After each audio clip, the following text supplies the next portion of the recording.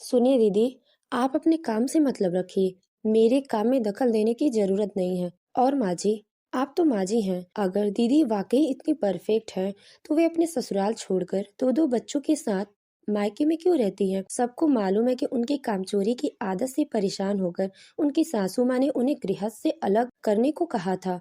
इसी बात पर वे रूठकर मायके आ गई थी और फिर कभी ससुराल लौटकर जाना ही नहीं चाहा।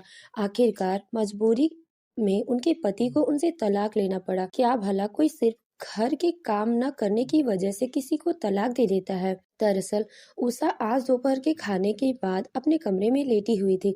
तभी उसकी सास कमरे में आई और कहने लगी, बहू, जब तुम्हें कोई काम करने का ढंग नहीं आता तो तुम अपनी ननद से नहीं पूछ सकती क्या?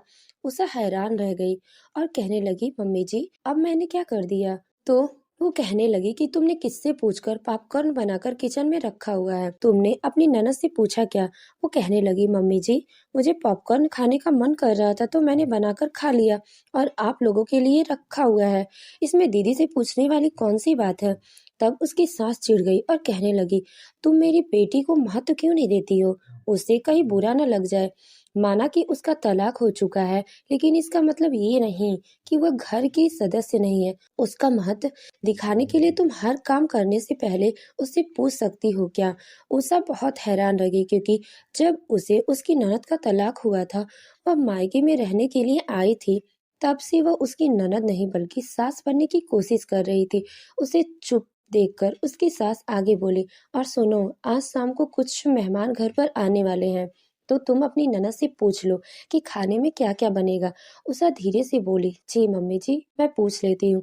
उषा अपनी ननद से पूछने के लिए गई तो उसकी ननद ने उसे पकवानों की लंबी सी लिस्ट बता दी। तब उषा बोल पड़ी, दीदी, बाकी सब तो ठीक है, लेकिन लेकिन इडली में सूजी वाली बना पाऊंगी? क्योंकि इतनी जल्दी दाल चावल वाली इडली तो बनेगी नहीं। उसकी ननद बोल पड़ी, भाभी, तुम्हें तो कोई काम करने का ढंग ही नहीं है। अरे बाहर से तैयार इडली का घोल लेकर आ जाओ। वह बोल पड़ी, दीदी, अभी इतना समय नहीं है कि मैं बाहर से इडली का घोल लेने जाऊं। आप मुझे कुछ और बनाने के लिए बोल दीजिए। तब उसकी ननद गुस्से में कहने लगी, तुम मुझे जुबान लड़ाने की हिम्मत मत करना, वरना मेरी माँ और भाई इस घर में तुम्हारा जीना मुहाल कर देंगे। ये मत सोचना कि मैं तलाक लेकर आई हूँ तो मैं इस घर में मेरा मान सम्मान कम हो गया है। अभी भी तुम्हारा पति तुमसे ज्यादा मुझसे प्यार करता है। उषा हैरान रह गई और सोचने लगी कि यहाँ पर उसकी ननद पत्नी और बहन के बीच तुलना का खेल खेलने क्यों बैठ गई है। उसका पति अमर बहुत अच्छा था। वह अपने सारे फर्ज निभाता था और अपनी पत्नी से भी बहुत प्यार करता था। यह बात उसकी तलाकशुदा ननद को फूटी आंखें नहीं सुहाती थी। वह जानबूझकर उषा को परेशान करती थी ताकि घर में कलह का माहौल बना रहे, और वह बीच बीच में अमर को भी भड़काती रहती। अमर शुरुआत में तो कुछ नहीं बोलता था। वह सोचता था कि दीदी अभी परेशान है, उनका तलाक हुआ है तो अपने मन की भड़ास निकाल रही हैं। लेकिन जब बात हद से ज्यादा बढ़ने लगी तो आजकल वह अपनी बहन और माँ को ही समझा देता था कि उषा इस घर की बहू है तो उसके साथ जरा अच्छा व्यवहार करो। इस बात से उसकी ननद और भी चिढ़ जाती थी। वह हर काम में कहती थी कि तुम्हें कोई काम करने का ढंग नहीं है। भाभी, जो भी काम करो मुझसे पूछ कर किया करो। उसकी सास भी बेटी के बहकावे में आकर कहती कि बहू, तुम्हें तो गृहस्थी संभालने का ज्यादा ढंग नहीं है। मेरी बेटी तुमसे बड़ी है तो हर बात अपनी ननद से पूछकर ही किया करो। अब घर में एक चटनी किस चीज की बनेगी से लेकर के घर में क्या क्या राशन का सामान आएगा और सब्जी में कौन सी आएगी, ये सारे छोटे मोटे फैसले भी अकेली नहीं ले पाती थी, बल्कि उसे हर काम ननद से पूछना पड़ता था। और जब वह ननद से कुछ पूछने जाती थी तो उसकी ननद चार तरीके की बहस अलग करती थी और उसे ज्ञान देते देते उसके पुराने कामों में भी कमियां निकालने लगती थी। अब इस बात से उषा बहुत परेशान रहने लगी थी। कोई भी काम होता था, किसी से मिलना होता था, हर एक काम उसकी सास से बोल देती थी, अपनी ननद से पूछ लो।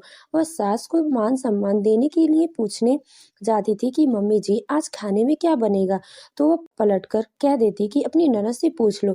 अब कभी कभार तो ननद कहती थी कि सब्जी में कितने आलू पड़ेंगे और कितने प्याज पड़ेंगे यह भी मैं ही बताऊंगी, और वह किचन में नहीं जाती थी बल्कि सारा सामान लेकर पहले ननद के पास आओ, फिर एक एक करके उसे सामान निकाल कर देती थी। अब इतना सारा सामान ननद के पास लेकर जाओ, फिर उसे रसोई में सेट करो। उषा बहुत परेशान हो गई थी, इसीलिए उसने सोच लिया था कि अब वो इस बात के खिलाफ आवाज उठाकर रहेगी। ऐसे ही एक दिन दोपहर का खाना बनाने का समय हो रहा था, तो उषा अपनी सास के पास गई और कहने लगी, मम्मी जी, आज दोपहर के खाने में क्या खाएंगी आप? तब उसकी सास कहने लगी, बहू, अपनी ननद से ही पूछ लो। उसकी ननद वहीं पर लेटकर मोबाइल चला रही थी। बट वो बिस्तर पर लेटे लेटे, भाभी एक काम करो, आज कढ़ी चावल और भिंडी की सब्जी बना लो और सामान लेकर यहाँ आ जाओ, मैं निकाल देती हूँ कि सब्जी में कितना मसाला, आलू, नमक वगैरह पड़ेगा। तब उषा खींच गई और कहने लगी, दीदी, किचन से सारा सामान यहाँ लेकर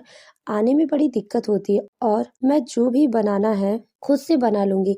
मेरी माँ ने मुझे खाना बनाना सिखाया है। तब उसकी ननद मोबाइल साइड में रखकर गुस्से में घूरते हुए बोली, ये क्या बकवास है? मैं बोल रही हूँ ना, माँ देखो, तुम अपनी बहू को समझा दो। तब उषा की सास बहू की ओर देखते हुए बोली, क्या हुआ बहू? अगर मेरी बेटी तुम्हें ये सब बता देती है तो तुम छोटी नहीं हो जाओगी। मेरी बेटी तो तुम्हें अपनी गुण ही सिखा रही है ना, इससे आगे चलकर तुम्हें घर गृहस्थी संभालने में मदद मिलेगी। देखो, सब्जी में आलू, नमक, तेल, मसाला कितना पड़ेगा ये अपनी ननद से पूछ लो, क्योंकि वो हर काम में परफेक्ट है। तब उषा बोल पड़ी, माँ जी, अगर दीदी इतनी परफेक्ट होती तो ससुराल छोड़कर दो दो बच्चों के साथ मायके में क्या कर रही हैं? सबको पता है कि इनके कामचोरी की आदत से परेशान होकर इनकी सासू माँ ने इन्हें गृहस्थ से अलग करने के लिए कहा, तो ये रूठकर मायके आ गई और उसके बाद इन्होंने ससुराल जाना ही नहीं चाहा। अभी तो मजबूर होकर इनके पति ने इन्हें तलाक दे दिया। क्या कोई घर के काम न करने के कारण तलाक ले लेती है किसी से? अब तो उसकी सास एकदम से झेप सी गई। पीछे खड़ी उसकी ननद भी स्तब्ध सी खड़ी रह गई थी। तब उषा ने कहा, दीदी, वैसे भी बच्चों के स्कूल जाने के बाद एकदम फ्री रहती हैं, तो एक काम करिए, मुझे तेल, मसाले, आलू, नमक निकाल कर देने की बजाय खाना खुद ही बना लीजिए। तब तक मैं घर के दूसरे काम निपटा लेती हूँ। इतना कहकर वो कपड़े धोने के लिए बाथरूम में घुस गई। उसकी ननद का गुस्सा बहुत तेज आया। वह जाकर झगड़ने लगी थी और कहने लगी थी कि मैं तुम्हारे लिए खाना क्यों बनाऊं? तब उषा बोली, जब मैं आपके लिए खाना बना सकती हूँ तो आप मेरे लिए खाना क्यों नहीं बना सकती? आप मेरे बनाए खाने में नुक्स भी निकालती हैं और ये भी चाहती हूँ कि मैं हमेशा आपके हिसाब से चलूं। मैं कोई रिमोट कंट्रोल से चलने वाली कठपुतली नहीं हूँ जिसे आप अपने हिसाब से नचाती रहोगी। अगर आप लोगों को खाना खाना है तो खाना बना लीजिए और कल से मैं किचन में नहीं जाऊं तो कोई भी मेरी मूड खराब नहीं करेगा। आप लोग को जो भी खाना हो मैं बना तो सकती हूँ, लेकिन जब मैं इतना भी नहीं पूछ पूछ कर आपसे काम करूंगी तो तेल कितना डालना और आलू प्याज कितना डालना है, इतना कहकर वो फिर से कपड़े धोने लगी। तब उसकी ननद गुस्से में पैर पटकते हुए अपनी माँ के पास आई और कहने लगी, माँ, तुमने देखा कि तुम्हारी बहू क्या बोल रही है? उसकी माँ धीरे से बोली, देख बेटा, अब बहू के सहने की क्षमता अपनी सीमा से पार हो रही है। कहीं ऐसा ना हो कि बहू को कंट्रोल करने के चक्कर में ऐसा कुछ हो जाए कि बहू अपनी गृहस्थी अलग करने की जिद पकड़ ले। आजकल तो अमर भी अपनी पत्नी के पक्ष लेने में समझाने लगा है। कहीं ऐसा ना हो उसका मूड खराब हो जाए और गृहस्थ अलग कर ले। तब तो मुझे और तुझे मिलकर ही सब कुछ संभालना पड़ेगा और तेरे लक्षण तो मैं देख ही चुकी हूँ, तू कुछ करने वाली नहीं है। तो अब जरा घर के मामलों में अपनी दखल अंदाजी बंद कर दे। आगे भविष्य में क्या होगा क्या नहीं ये तो मैं नहीं जानती, लेकिन फिलहाल हमारे सुखद वर्तमान के लिए जरूरी है कि बहू को अपनी जिम्मेदारी दी गई है उसे अपने हिसाब से निभाने दे। ननद अब मन मसोकर रह गई क्योंकि माँ ने भी मना कर दिया था। वो कहने लगी थी, लेकिन दोपहर के खाने में क्या होगा? यह तो कपड़े धोने बैठ गई है। तब वो कहने लगी, चल मैं भी रसोई में तेरी मदद कर देती हूँ। वैसे भी तू दिन भर बैठकर मोबाइल ही तो चलाती रहती है और तुझे ही बड़ा शौक था ना कि आलू, प्याज, तेल, नमक तुझे निकाल कर देने का। तो चल जरा देखती हूँ कि तू कैसी सब्जी बनाती। आखिरकार हार कर थोड़ी देर बाद दोनों माँ बेटी किचन में जाकर खाना बनाने लगी।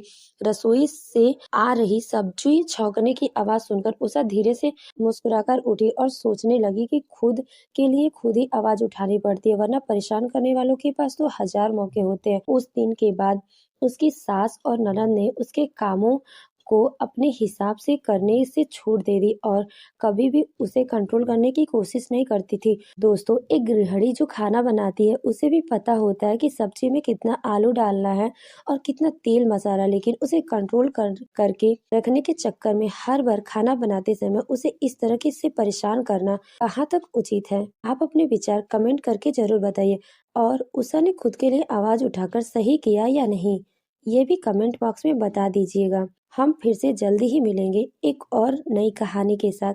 तब तक के लिए धन्यवाद।